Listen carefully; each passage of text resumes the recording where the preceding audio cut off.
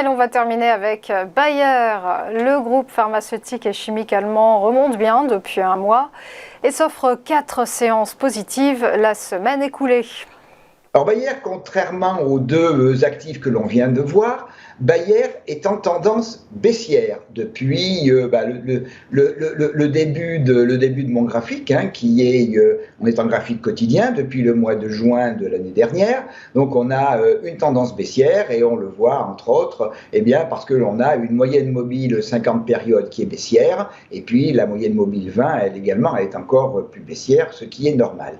Et puis on a trouvé un soutien sur le mois de septembre et qui a permis un rebond jusque vers au milieu du mois de novembre, vers 51,48, 51,80. Et puis la tendance baissière a repris son cours. Et là, on a vraiment trouvé dans la zone 43,91, 44,50, on a trouvé une vraie zone de soutien. On a eu deux creux et un sommet au milieu, ce qui donne également une structure que l'on a validée par le franchissement de 48.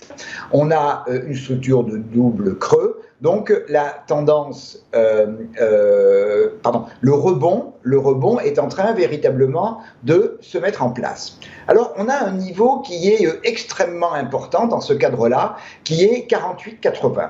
48,80, c'est le niveau 61,8 de retracement du grand mouvement de baisse entre 51,80 et 43,91 du mois de décembre. On sait que généralement, lorsque l'on franchit ce niveau de 61,8, la probabilité de revenir vers le plus haut, le début, l'origine du mouvement, prend véritablement corps. Donc, on va surveiller ce niveau qui, la semaine dernière, a fait résistance, 48,80. Donc, on va surveiller cette semaine ce qui se passe par rapport à ce niveau. Et là aussi, il y a deux possibilités. Tout d'abord, un franchissement en clôture journalière de 48,80. Et à ce moment-là, on a comme objectif 50,17. Et ensuite, au-dessus, la zone, plutôt que 51,48, j'aurais dû mettre 51,48, 51,82, correspondant au démarrage de la baisse du mois de novembre, puis en dessus, 52,46 et 54, qui est le bas du gap qui a été ouvert à la fin du mois de mai et partiellement comblé au niveau du mois de juin.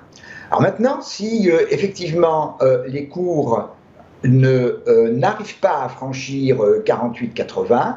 À ce moment-là, on a un premier niveau important qui est 47,69, qui est le plus bas de vendredi, qui est également le siège de la moyenne mobile 50, et une rupture de 47,69 serait un premier indice négatif par rapport à ce rebond.